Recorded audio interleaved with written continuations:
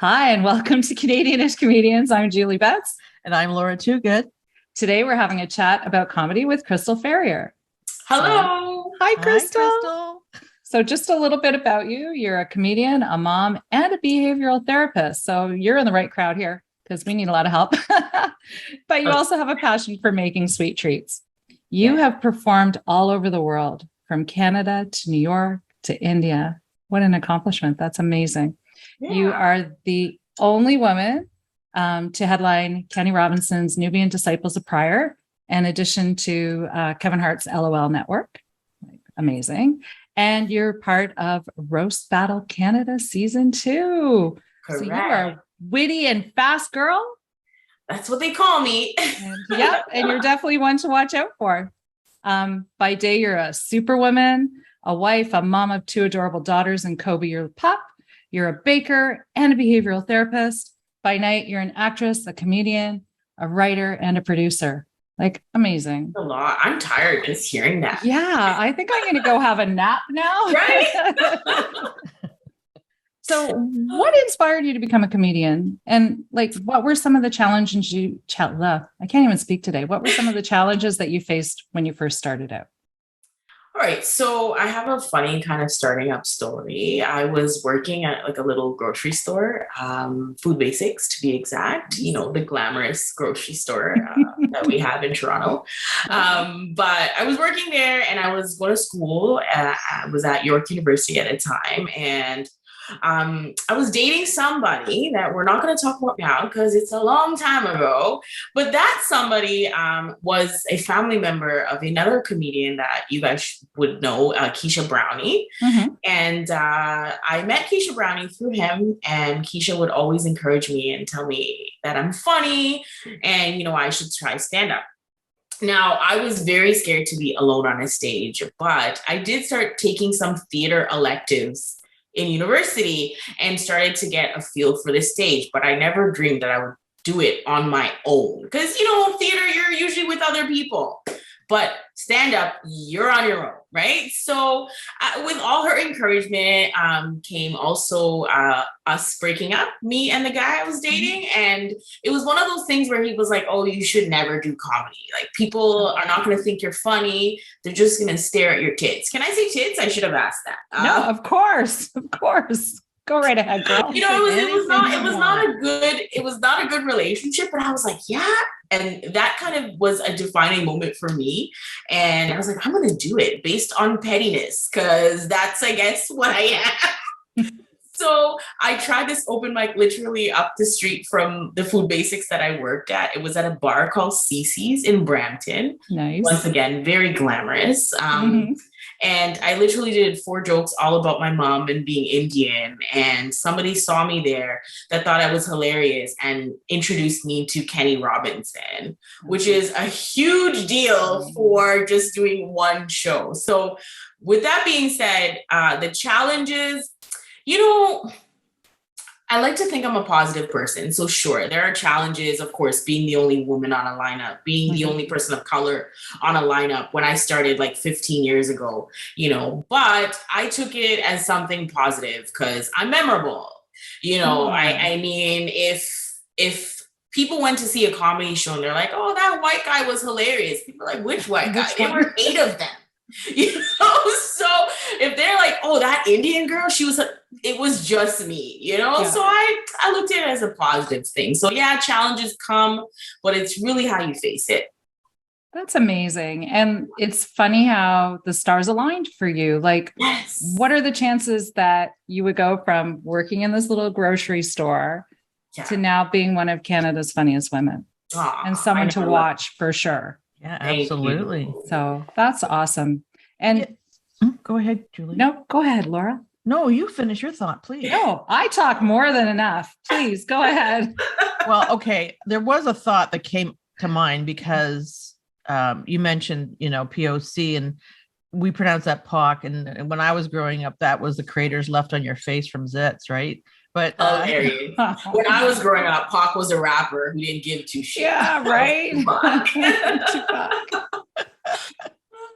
But anyway, on the flip side of the comedy scene, you also, I guess, were you studying behavioral therapy at York? You know what? I did sociology at York. So it wasn't behavior therapy yet. I did sociology and I minored in theater. After that, I was kind of looking at where to work and what I wanted to do. And I did a bit of social work and outreach with teenage kids that were homeless, and I helped them find jobs and things like that. I did that for a few years, and then my heart just wasn't in it, to be honest.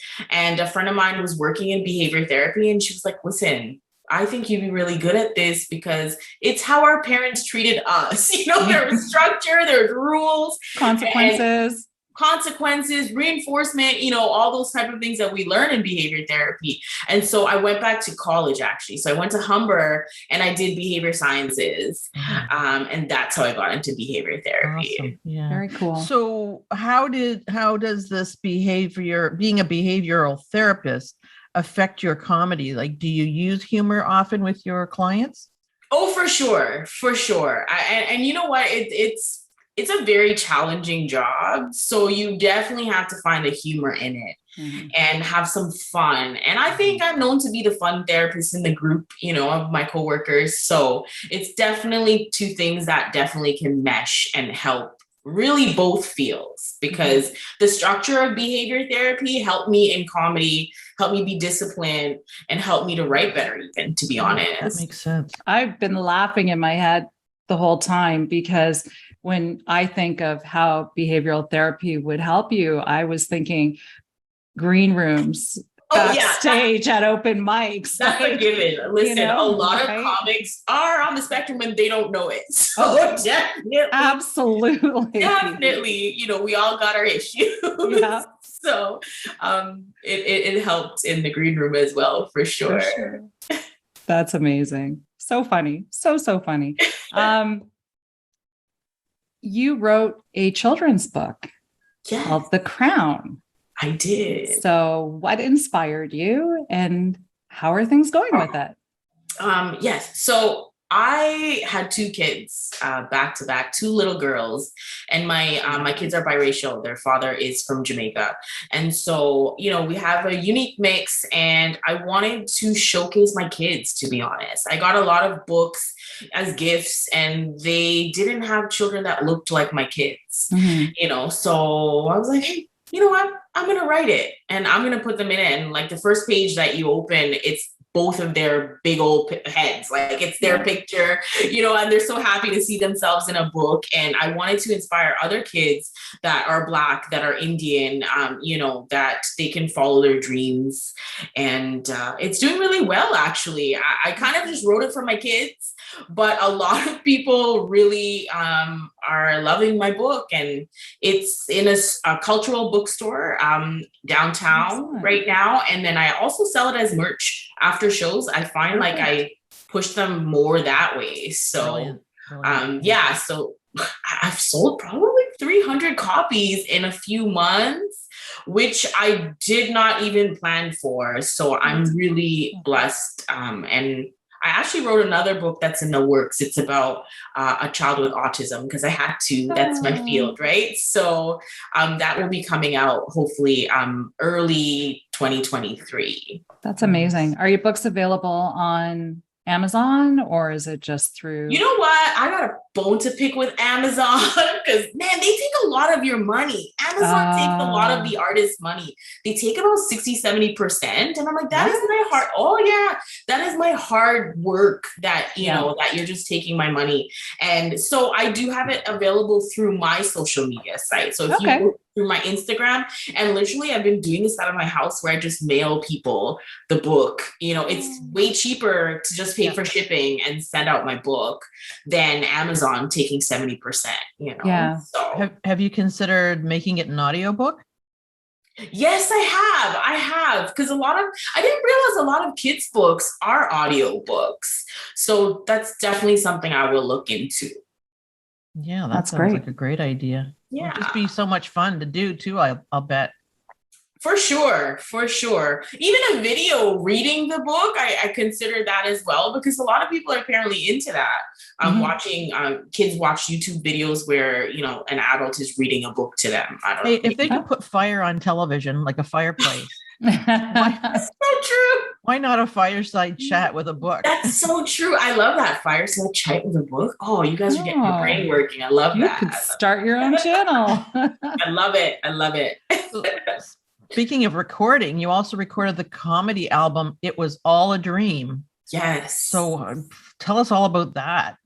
So that was something I've always wanted to do. You find now, the comedy market now has changed, right? I find a lot of people that are coming in new, they are making albums right away. And for us that came up like 10 years ago or plus, we really honed our material for a long time and then released an album. So for me, it was one of those, okay, I'm going to purge this. I really have worked this material as best as I could, and I wanted to do the album. So that's where that came about. It's kind of my decade of work in the industry, so yeah, that was just an exciting thing to do too. It's just, I did it on Kenny Robinson's Nubian stage. He graciously let me headline.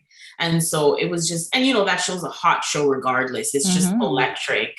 But yeah, to headline that show is my favorite thing to do. So I thought, of course, I have to record my album there. Yeah. And you can get it on Spotify, Apple Music, Tidal, really everywhere. It's on YouTube too as well. And that's doing pretty well.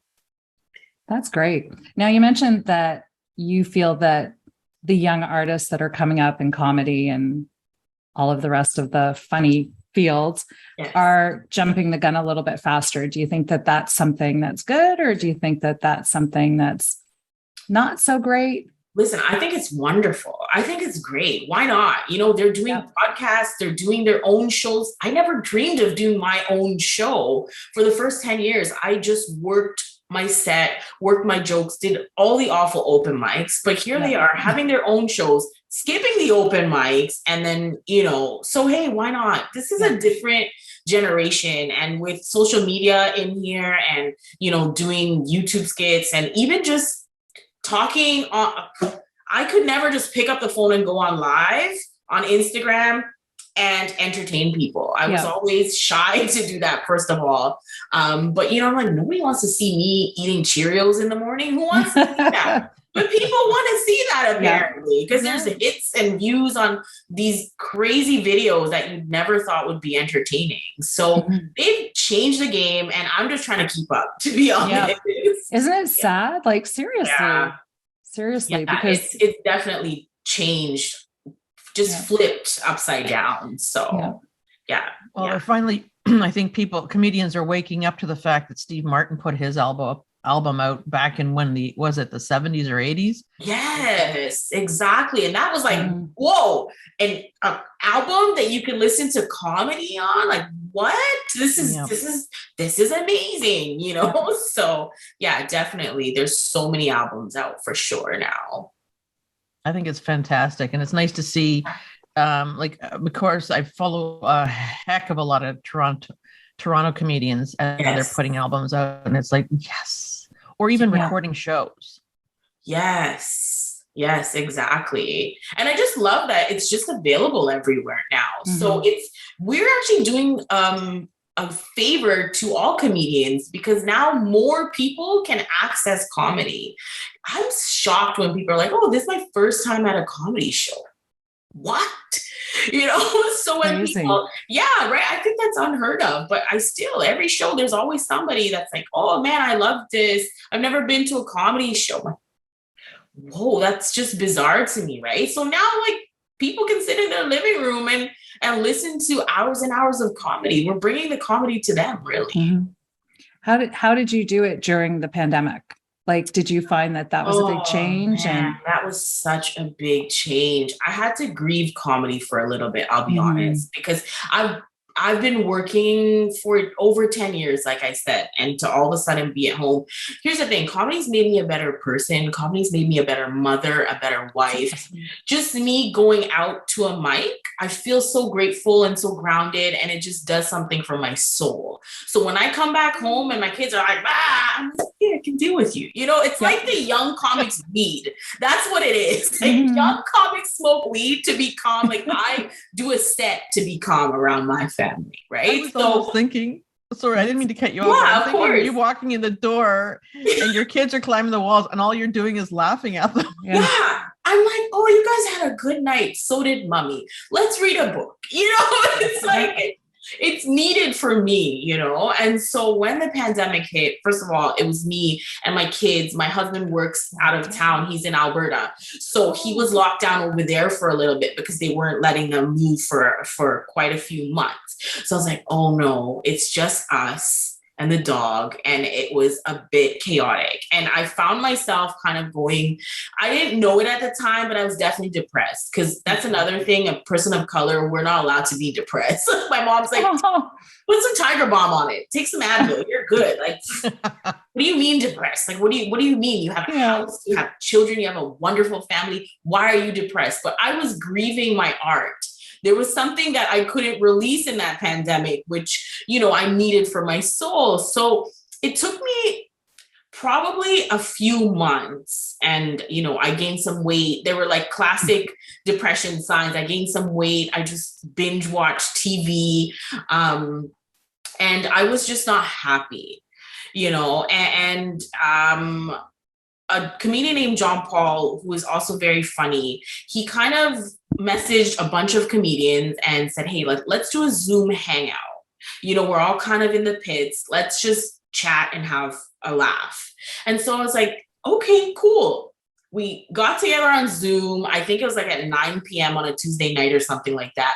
And we just laughed so much. It just felt so good. And it was just comedians. There was no audience. It was just us talking about the things that we're going through, talking about what we miss. And the next morning, JP sent out a group message and said, hey, what do you guys think if we do this as a show weekly? And I was so excited. I know it's Zoom and people are like, oh, Zoom is so awful, but we did sketches, we did changes. We did a new 5 minutes every week. So that show kept me writing. Not only that show actually made me comb my hair and put up makeup, which I didn't do forever. And, as a female, that stuff makes me feel good, so to get dressed and do something, it felt like a little bit of normal again. Right. So I always tell him and the crew members, Keisha Brownie, Ron Jossel, Jay Martin, Cedric Newman, these are all vets that I've hung out with for so long. I always tell them, man, they say JP saved my life in the pandemic, because I needed that and it kept me sharp because you're writing 5 minutes a week of new things because our audience members were always repeat audience members. It'd be the same 40, 50 people coming back because nobody's doing anything. We're all sitting on our couch, right? Yeah. So it kept me sharp. And then when things opened up, I just I felt like a monster. I was ready to go. All this material, and I had confidence, which I found a lot of comedians didn't have because they lost so much. Yeah. Right. It was stressful. Finances were stressed. Mm-hmm. You couldn't practice your art. And so a lot of people that came on and for the first month, you could see the shakiness. And I'm like, oh man, I just couldn't wait to get out there, So the pandemic was a blessing for me. I'll be honest. That's so awesome. And your story almost echoes Laura and my story, where at the beginning of the pandemic, right before the pandemic hit, we were like, okay, we got to get back into the whole comedy scene because we're a little bit north of the city. So we had been doing comedy up here with a friend who was teaching us and whatever. And then he decided not to. And we were like, let's get involved more in the city scene. It's a little bit far, but we'll go down, we'll do it. And then the pandemic hit. And then we ended up meeting someone who was like, I'm going to do this Monday night cocktail online party, all my comedian friends. And it got us through 100%. Laughing every night, one night a week was enough to get us through the whole week. Exactly. And you're so right that by the time we came out of it, it was it wasn't that bad. It wasn't that bad because we laughed. And you know what? I was really lucky because a lot of comedians didn't have it easy and it really flipped them and changed their path in comedy. Yeah. But for me, I wrote a book. I started a business, and literally I could have just been depressed and flipped my path myself, but that Zoom show really, really gave me some light. Yeah, That's and I awesome. want to come back with that business you started. I suspect that's the cake baking. Yes, that's Let's right. put a pin in that for 2 seconds because Yep. I just want to go back to the beginning of the pandemic because you had scheduled a Mother's Day show. Did that ever happen? Nope. It That didn't happen. I was supposed to open for Russell Peters. That didn't happen. Yeah. Brutal. But it's happening this year in December. So, Nice. it's been a long few years, but it's happening. My Mother's Day show kind of just got canceled and I haven't got back to that because I've just been so busy now. But yeah, we lost a lot of shows. We lost a lot of money. I stopped my full-time job finished. They had to shut down because we're dealing with kids, right? Oh, So, of course. Yeah. I was kind of sitting at home really doing nothing. Nice. So, And being home with your kids full time, like, because they weren't in school. Like my kids are older. So yes, looking at my friends with younger ones, I was like, I don't know how you guys are doing. I don't know. When your kids are older, they can do their own thing. They'll go on their device, they'll talk to friends, they'll hang out outside or whatever they do. But my kids were like 4 and 5. They're just still, they love the pandemic because it's the most they've been with mom, right? They're just like, mommy's here every day. Like, this is amazing. So they loved it. And I'm really blessed because they're super happy kids and they weren't affected too much by the pandemic like other children were, So yes, it was harder because they're younger and they need me more. But I think they're so resilient at that age that they're just like, oh, okay, we're going to do school on the computer. Okay, mom, and I was there and they got 3 meals a day and snacks and all. That's hard. That is hard for me. But cooking, like keeping them entertained and fed would be horrific. Yes. Mine are much older and just the like, okay, what do you guys want for lunch? I don't know. And then going grocery shopping with like the mask and the, sanitizer and it was just insane. Exactly. But it will be so interesting to see, 10, 15, 20 years down the line, how these pandemic youngsters, because I think I guess all kids really it affected, right? But it'll be interesting to see the effect down the road because they do say that the biggest part of developmental is like 1 to 5. You know what I mean for children. Exactly. So those babies that were affected or those really young children, it'll be interesting to see. Oh, for sure. For sure. And even I met with like a new baby in our family that we haven't got to see over the pandemic. And the baby was so scared of everyone because they're not used to people, right? They literally born in a pandemic, just seeing mom and dad. And then all of a sudden, boom, you're at a family party with 40 people. They're like, no, what is this? Right? So yeah, I definitely feel it for kids that are even younger. That must be really hard. Wow. Absolutely. Think of it. Yeah. Yeah. Yeah. What about your new baby? My dog? Yeah, so cute. I love him. He's humongous, you guys. People don't understand. He's 130 pounds, I think now. He's okay. The last post I saw, it was only 60 pounds. Oh yeah. I haven't posted in a while, but he's a humongous baby. He's a year and a half now. So he still has this kind of puppy behavior and he thinks he's a lap dog. So if we're sitting on the couch, he comes and like my leg will fall asleep if he sleeps on my leg. He's that heavy. But he's the sweetest boy, and he looks terrifying. A lot of people are scared of him because he's an American bully. So I get it.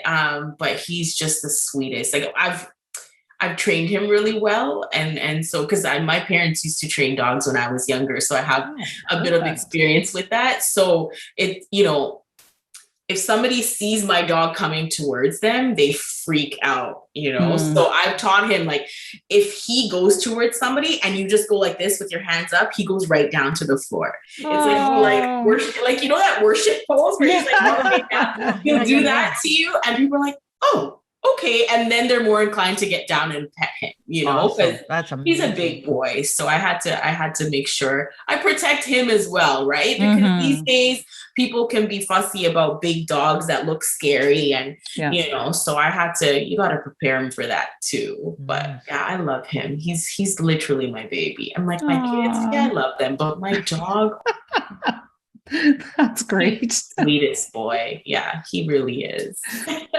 Oh, that's wonderful. So funny that you now could have another career, even dog trainer. No, I know. It's so funny Crystal. in the pandemic. Yeah, no, in the pandemic, because he has like 7 or 8 brothers and sisters, and they were all calling me like, how do you get Kobe to behave so well? Like, yeah. How do you get him to wait to eat? And he was potty trained, like, boom, in the first, I think, 3 weeks that he was here. He was potty trained and, you know, everything. Because listen, I am a person that believes in training my animals or my husband or my children. You could start a business training husbands. I would have paid you to do that. Right? I have millions of friends that would have paid you to do that. Exactly. I'm like, I need everyone to be self-sufficient. And then what you can do, I will love to help you with, no problem. But what you can do, please do it. You know? But yeah. It helps. It helps being a busy mom for sure. You are way too busy. Like, where do you find the time to do all of this? Do you sleep? Are you like a vampire? Is it? No, like, I know, what's right? going on? Sleep is very important to me. Actually, I love sleep. It's my favorite thing. But I definitely, I'd like to think I'm very productive during the day, which I'm not always. But if I want to have like a Facebook or Instagram 1 hour of mindless swiping, I'll put that in my calendar because I'm like, I worked hard. I deserve that. From 3 to 4 or 2 to 3, really, before the kids come home, I will sit on my couch and do that because I've done so much for the day already. I mean, what time is it? 11:30 right now. There are many comedians that are asleep on a couch right now, not even awake. And I was up at 6:30 this morning, right? Oh my goodness. So it's like, I've got a lot done for the day. I'm allowed to just watch a trashy show or go on Facebook or whatever I want to do. TikTok is what I'm doing these days. But that's such a vortex. Oh TikTok, isn't it? It's like, I'm just gonna scroll before I go to bed, and then I'm like, it's 2 a.m. What? No, I know, and I feel so silly even making a TikTok because I'm like, how do you do this? Do it. Do anything. You are funny. I will follow you. Tell me what your TikTok handle is. It's all Miss Ferrier. My Instagram, my TikTok, it's MSFERIER. It's all the same. And I do a weekly motivation message now that I found that people really like. I started it by just doing one randomly. And so many people loved it and messaged me that I should do more. So I do a weekly thing on my Instagram and on my TikTok as well, which is a fun thing to do. It's content, you know, the kids are making content, so this is what we have to do. But is that what you're like, we noticed that you do keynote speaking? Is it on motivation? Yeah, it is. I do some keynote speaking as well, and it's also obviously intertwined with comedy. And I get booked for those once in a while, which I'm very cool to do. It's not like my main bread and butter, but I think I just love talking. I love talking. So I'm like, I'll talk on a late night comedy stage in a bar with 2 people listening. I'll talk at a TED Talk conference. I'll talk at, like anywhere I'm there. So that's amazing. You definitely have the personality for it. Aww. You're absolutely adorable. Thank you. It's just great. So keep it up. That's awesome. Aww, I appreciate you. Thank you. You're welcome. So do you want to plug your cakes at all? Man, I am tired of baking. Listen, everyone asks me this because they're like, oh, your stuff's so beautiful. Here's the thing. Pandemic hit, I started eating, like literally. I would make donuts at home and I'd give some to my neighbors, but like I'd eat a lot of them. I'd make beautiful cakes, cupcakes, anything I could really try, I baked. And one of my friends was like, Crystal, you know what? Like, can I buy some of these for my birthday? Like, buy some, I'll just make you some. And she's like, no, I'll give you some money because I want these particular cupcakes with liquor shots in them. So I was like, oh, okay. So I Googled how to do it. I made them and she gave me $50. And I'm like, this is too much for cupcakes, and she goes, girl, this is how much they are in the store. Or if, you know, I go to another home baker, this is literally the price of, like, there's Hennessy shots in chocolate cupcakes, right? Delicious, by the way. So then my Indian brain started working and I'm like, what? I can make money out of this? Let's do this, right? So I was like, okay, I'll make donuts and I'll sell most of them and I'll eat a couple. Like that, you know, I'll do that. But perfect. In the pandemic, that business flourished. It also gave me income, first of all. It also gave me an outlet for my artistic side, right? So like the kids would go to bed and I'd decorate cakes and it just made me feel like I was doing some art, you know? So it was good. It was good for me. But now that I'm really, really busy, I do take orders here and there, but I don't advertise anymore. I'm not like, hey guys, I'm doing this or I'm doing that. It's just, I do have some really loyal customers that use me for literally all their events. And I'm still, you know, obliged to do that for them. So yeah, it's there. It's Crystal Love Sweets on Instagram. And if I'm not busy, I will definitely make you something. Aww. And nobody has to order. They can just look at your Instagram and oh yeah, that too. And drool. That's what I do. I just like, oh, yes. My phone has tongue prints on it, but that's okay. Right. I'm like that too. I used to, you know what, old school, I used to watch a Food Network. Now you get that right at your phone. Oh. You know, like the TikToks of people making things and just decorating. It's just so easy to see, but yeah. It's crazy. What's available out there. Oh yeah. It's actually ridiculous what kind of content is available. And it says something about the human race. Cause I'm like, really? People are into this? You know, so. Oh, have you not discovered the dark side of TikTok? Oh, I have recently. And I'm like, whoa, what is this? Kink Talk. Right? Talk. I didn't know that. What? I had no idea. I'm new to this. I feel like an old lady. Like I'm new to this. So me too. So many things to learn. That's amazing. How do you find the transition back? Like, I know that you said that you just swung back into things afterwards and after the pandemic, but do you find that there's a change in comedy, that there's a shift in attendance or venues?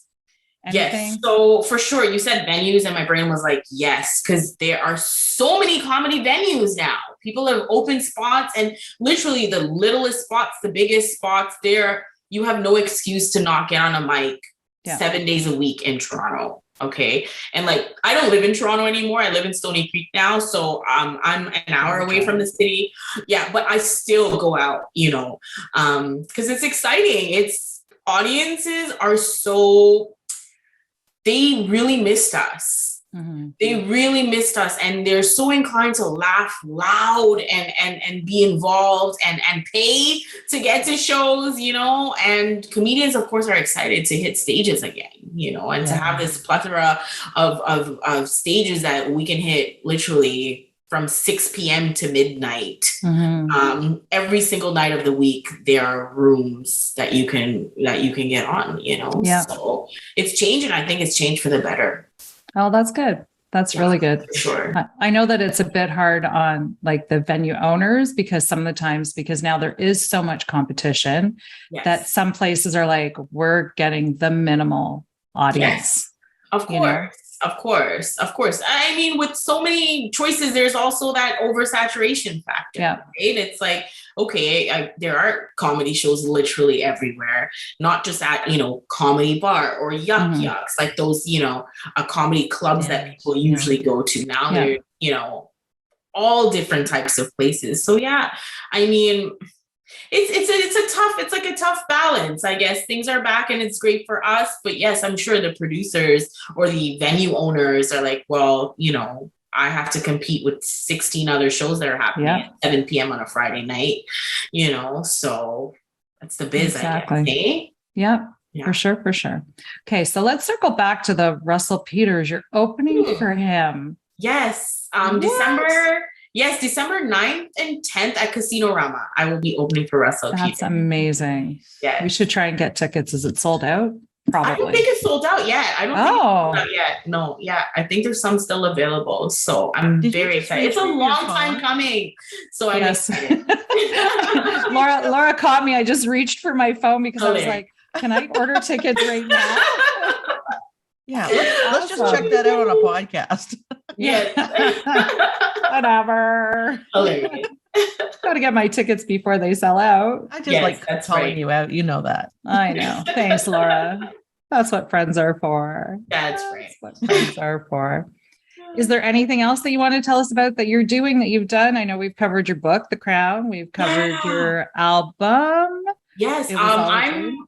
I recorded with Roast Battle for season 2, and that's Yes. out now on Crave or CTV On Demand. So you can see me on one episode. Nice. And Awesome. that was really exciting to do. And yeah, look out for me. You're going to see a lot of me because I am working very hard. So That's so relentless. great. yes. We're so happy to have met you, and we Yes, wish thank you you for the all the invite. best. It was I our appreciate pleasure. Yeah, We this was really- fun. Thanks. Want to focus on bringing attention to all you amazing women in comedy. I love And it. I think it's gonna, hopefully this will bring you even more exposure. Yes. And we look forward to seeing you soon. Awesome. Thank you so much. You guys are amazing. Thank you, Crystal. Thank You, Crystal. All You're the right. best. Take care. Okay. Bye. Bye.